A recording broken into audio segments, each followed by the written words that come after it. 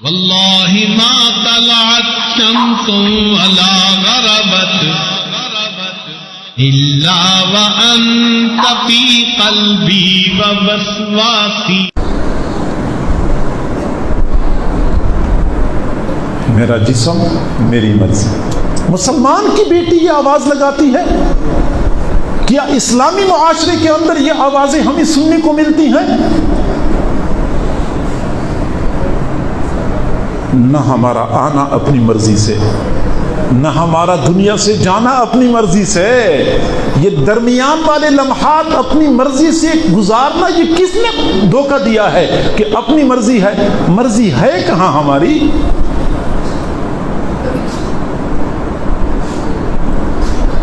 انسان اتنا کمزور ہے، آنکھوں سے نظر نہ آنے والا ایک بیکٹیریا ہے، ایک وائرس جو نان لیونگ ہے.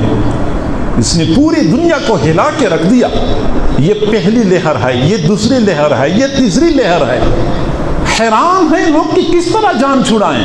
اتنا یہ انسان بے بس ہے اور پھر کہتا ہے میری مرضی. وہ مرضی ہے کہاں پہ؟ یہ تو اللہ رب العزت کی طرف سے ہلکا سا اشارہ ہو جاتا ہے تو پھر مرضی تیری نہیں ہے، مرضی ڈاکٹر کی ہے. ڈاکٹر کی مرضی ہے وہ آپریشن تھیٹر میں لے جائے، وہ وینٹیلیٹر پہ پہنچا دے، وہ ویسے بیڈ پہ سلا دے، وہ اس کی مرضی ہے. مرضی اپنے نہیں ہوتی. میرا جسم میری مرضی نہیں. ہلکا سا اشارہ ہو جاتا ہے تو جسم تو میرا ہے لیکن مرضی ڈاکٹر کی چلتی ہے.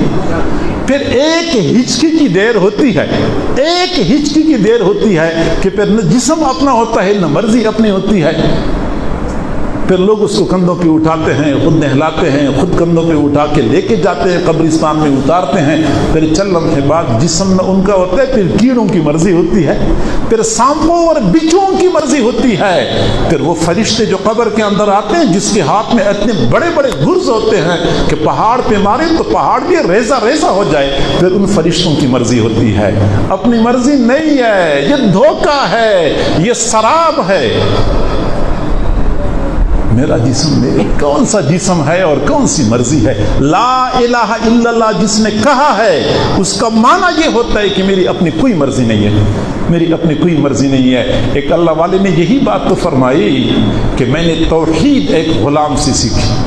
میں نے توحید ایک غلام سے سیکھی. میں نے ایک غلام خریدنا تھا تو میں نے منڈی میں جا کے ایک غلام دیکھا، اچھا لگا، پسند آیا. اس وقت باقاعدہ غلاموں کی منڈیاں لگتی تھی. تو میں نے غلام سے پوچھا کہ میں نے آپ کو خریدنا ہے لیکن آپ مجھے یہ بتائیں کہ آپ کون سا کام کرتے ہیں، کون سا کام آپ کو آتا ہے؟ اس نے کہا کہ میں غلام ہوں، آپ جو کام کروائیں گے میں کروں گا. میں نے پوچھا کہ آپ کھاتے کیا ہیں؟ کہنے لگا جو آپ کھلائیں گے میں کھاؤں گا. میں نے پوچھا کہ آپ لباس کیسے پہننا پسند کرتے ہیں؟ کہتے جو لباس آپ پہنائیں گے میں پہنوں گا. میں نے کہا کہ آپ کا نام کیا ہے؟ اس نے کہا میں غلام ہوں، غلام کا اپنا نام کوئی نہیں ہوتا، جس نام سے آپ پکاریں گے میں آپ کو لبیک کہوں گا.